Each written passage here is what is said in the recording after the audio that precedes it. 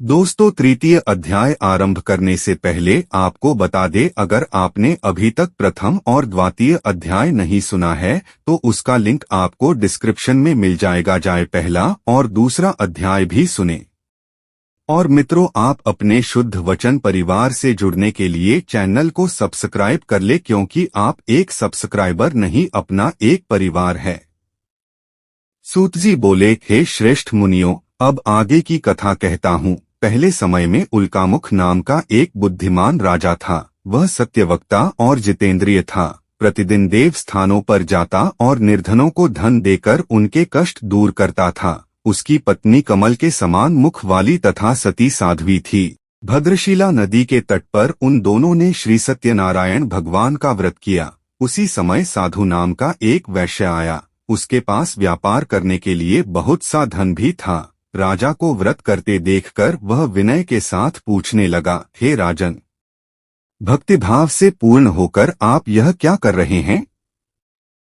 मैं सुनने की इच्छा रखता हूँ, तो आप मुझे बताएं।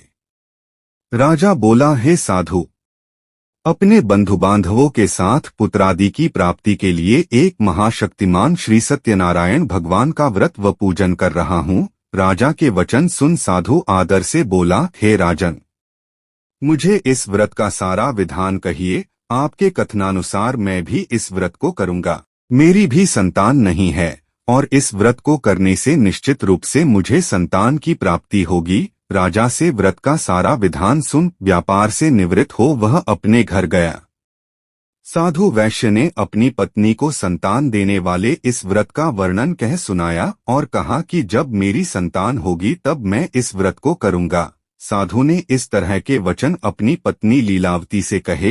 एक दिन लीलावती पति के साथ आनंदित हो सांसारिक धर्म में प्रवृत्त होकर सत्यनारायण भगवान की कृपा से गर्भवती हो गई। 10वें महीने में उसके गर्भ से एक सुंदर कन्या ने जन्म लिया। दिनोंदिन वह से बढ़ने लगी जैसे कि शुक्ल पक्ष का चंद्रमा बढ़ता है। माता पिता ने अपनी कन्या का नाम कलावती रखा। एक दिन लीलावती ने मीठे शब्दों में अपने पति को याद दिलाया कि आपने सत्यनारायण भगवान के जिस व्रत को करने का संकल्प किया था उसे करने का समय आ गया है। आप इस व्रत को करिए। साधु बोला कि हे प्रिय, इस व्रत को मैं उसके विवाह पर करूंगा। इस प्रकार अपनी पत्नी को आश्वासन देकर वह नगर को चला गया। कलावती पिता के घर में रह वृद्धि को प्राप्त हो गई। साधु ने एक बार नगर में अपनी कन्या को सखियों के साथ देखा तो तुरंत ही दूत को बुलाया और कहा कि मेरी कन्या के योग्य वर देख कर आओ। साधु की बात सुनकर दूत कंचन नगर में पहुंचा और वहां देखभाल कर लड़की के सुयोग्य वाणिक पुत्र को ले आया। सुयोग्य लड़के को देख साधु ने बंधु बांधवों को बुलाकर अपनी पुत्री का विवाह कर दिया। लेकिन दुर्भाग्य की बात ये कि साधु ने अभी भी श्री सत्यनारायण भगवान का व्रत नहीं किया।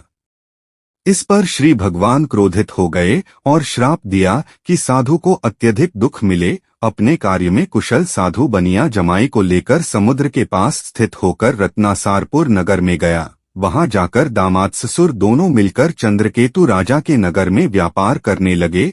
एक दिन भगवान सत्यनारायण की माया से एक चोर राजा का धन चुराकर भाग रहा था। उसने राजा के सिपाहियों को अपना पीछा करते देख चुराया हुआ धन वहां रख दिया जहां साधु अपने जमाई के साथ ठहरा हुआ था।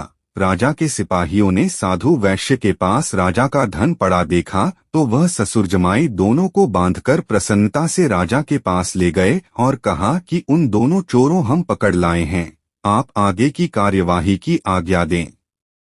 राजा की आज्ञा से उन दोनों को कठिन कारावास में डाल दिया गया और उनका सारा धन भी उनसे छीन लिया गया। श्री सत्यनारायण भगवान से श्राप से साधु की पत्नी भी बहुत दुखी हुई। घर में जो धन रखा था उसे चोर चुरा ले गए।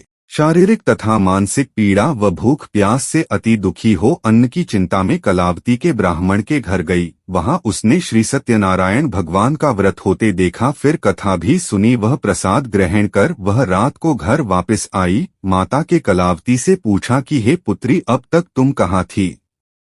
तेरे मन में क्या है? कलावती ने अपनी माता से कहा, हे माता, मैंने एक ब्राह्मण के घर में श्री सत्यनारायण भगवान का व्रत देखा है। कन्या के वचन सुन लीलावती भगवान के पूजन की तैयारी करने लगी। लीलावती ने परिवार व बंधुओं सहित सत्यनारायण भगवान का पूजन किया और उनसे वर मांगा कि मेरे पति तथा जमाई शीघ्र घर आ जाएं। साथ ही यह भी प्रार्थना की कि हम सबका अपराध क्षमा करें। श्री सत्यनारायण भगवान इस व्रत से संतुष्ट हो गए और राजा चंद्रकेतु को सपने में दर्शन दे कहा कि हे राजन, तुम उन दोनों वैश्यों को छोड़ दो और तुमने उनका जो धन लिया है उसे वापस कर दो। अगर सा नहीं किया तो मैं तुम्हारा धन, राज्य व संतान सभी को नष्ट कर दूंगा। राजा को यह सब कहकर वह अंतर्धान हो गए। प्रातः काल सभा में राजा ने अपना सपना सुनाया, फिर बोले कि बणिक पुत्रों को कैद से मुक्त कर सभा में लाओ। दोनों ने आते ही राजा को प्रणाम किया। राजा मीठी वाणी में बोला, हे महानुभावों, भाग्यवश सा कठिन दुख तुम्हें प्राप्त हुआ है, लेकिन अब तुम्हें कोई भय नहीं है। सा कह राजा ने उन दोनों को नए वस्त्राभूषण भी पहनाए और जितना धन उनका लिया था उससे दुगुना धन वापस कर दिया। दोनों वैश्य अपने घर को चल दिए। इति श्री सत्यनारायण व्रत कथा का 3 अध्याय संपूर्ण। श्रीमन नारायण नारायण नारायण, भज मन नारायण नारायण नारायण। श्री सत्यनारायण भगवान की जय। दोस्तों, चतुर्थ अध्याय सुनने के साइड में दिख रहे वीडियो को टच करें और चतुर्थ अध्याय जरूर सुनें।